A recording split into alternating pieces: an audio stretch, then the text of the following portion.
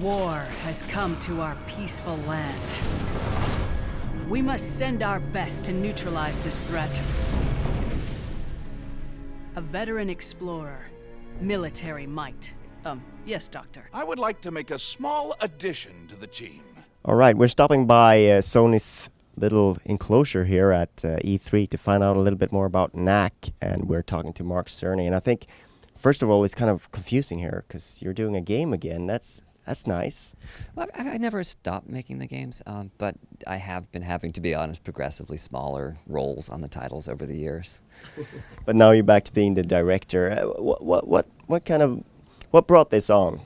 I mean, to be honest, teams are up to 100 people now, and just showing up as a design consultant, there's not a whole lot I can do part-time. And so I realized that if I was going to do it, I really needed to do it. And so I am now director on a title for the first time in my career. And can you tell us a little bit about the idea, the vision behind this game? How did it come about? So we wanted to, the idea was to make a game based on a character that could incorporate objects from the environment and grow.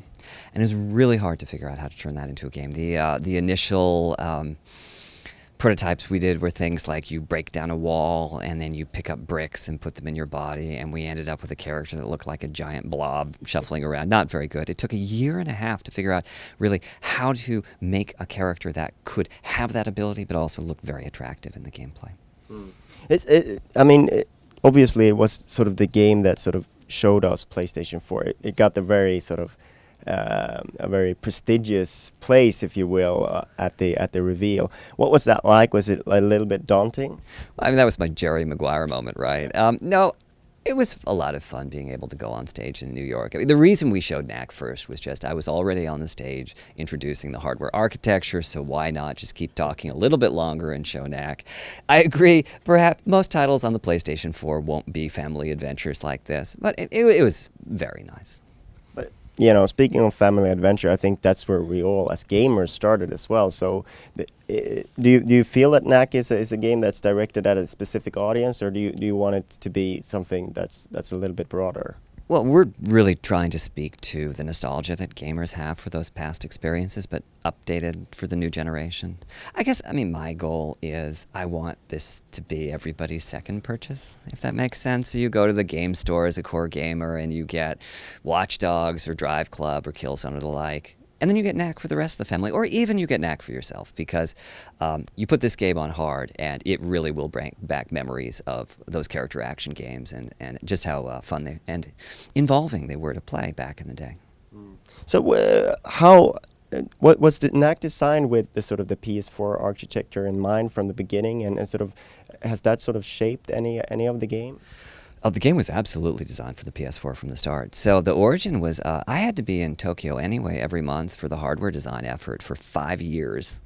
And about 3 years ago, I realized that I might have enough time to be able to direct a title. And there's a very talented team in Tokyo that was just coming off their prior work. So we have people like the lead background artist from Shadow of the Colossus is actually on this game. He designed the very soft look of the worlds. Very talented technical members as well from other of the Tokyo projects. As far as what specifically makes it PlayStation 4, the way I look at it is our iteration was a whole lot faster because we had that level of performance. So we could have an idea like, let's have a character based on a 5,000-part physics sim, and we could put that into practice without too much effort. And I don't think that would have been true on any previous console. Is that sort of it's not perhaps the sexiest thing to show off what a hardware is capable of. Is that something that sort of, but you didn't really think of that you wanted to show off the hardware with this game, or what's the... So I've just been focusing on the joy of play I remember from the early PlayStation days. I mean, that was a magical time when we launched in, 94, 95, and there was that feeling you had every time you got a disc. And we all got games. I mean, we'd go and we'd get 15 games at the store back in those days, and they'd all be these interesting, different experiences. I just wanted to make something that had that sort of just jump in and do it kind of feel. If we move on to the PS4 hardware for a little bit, you haven't revealed everything about it yet, but how do you feel that the reception has been, and sort of the work that obviously 5 years has gone into it? What's your feeling now that sort of everyone knows about it and a little bit more has been revealed? Well, the thing I'm proudest of is the incredible support that the hardware has gotten. I mean, our goal was to make a console by gamers for gamers. By game creators for game creators. I really think the very strong launch lineup speaks to that. I mean, they told us the kind of hardware that they wanted to work with, and we listened to them, and we supplied it to them, and consequently we have, how many titles is it that have been announced? It's a very large number. I think it's the strongest launch lineup in PlayStation history. And if we move back to Knack a little bit, we see him back here. As a character, you spoke a lot about, and those back in those days, the mascots, the characters, they were perhaps they had a little bit more of an important role to play.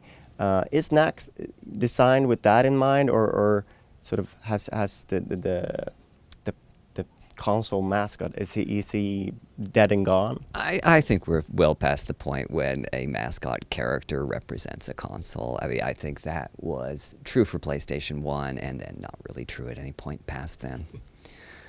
But as the character, do you then, does that change anything when you design the character, when you don't have to think of him as this sort of iconic mascot? Or No, I'd say that that was never a conscious decision. When the guys made Sonic the Hedgehog, they weren't saying, "Hey, let's make a character that will represent the Genesis." They were just trying to make a good game, and the same thing was true of Crash Bandicoot.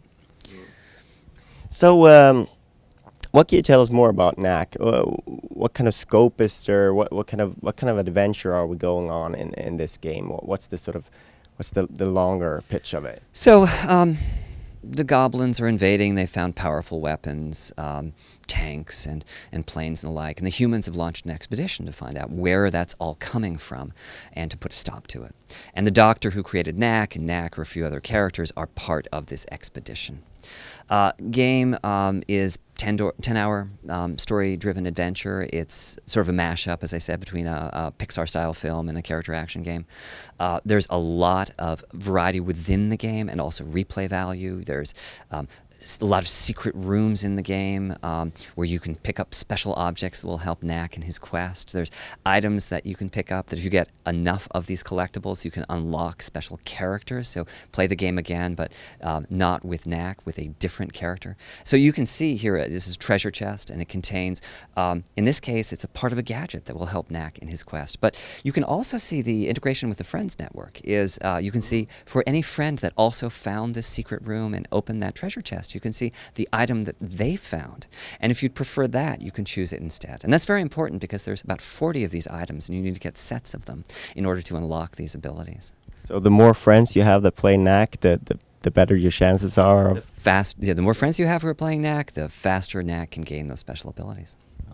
Then you'll have to get your friends playing it, right? Well, I mean, everything is unlockable as a single player, but definitely it's fun to have the feeling that you're on this adventure side by side with your real world friends. That's one of our targets for the project. I think that sort of thing has been what Next Gen has been about at E3 here. That sort of connectability with everyone and sort of connecting the experience and sort of making use of it where it makes sense, perhaps. Being online.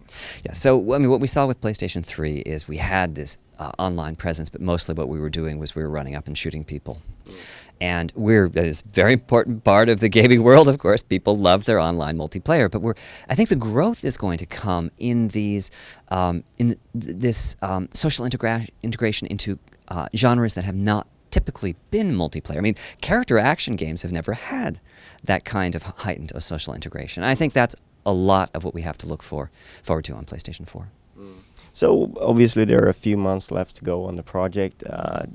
Are you wrapping up now, or how do you feel? Are you ready? And if you compare it to other hardware launches, how far along is the sort of the drivers and everything that needs to be there for a game to be completed?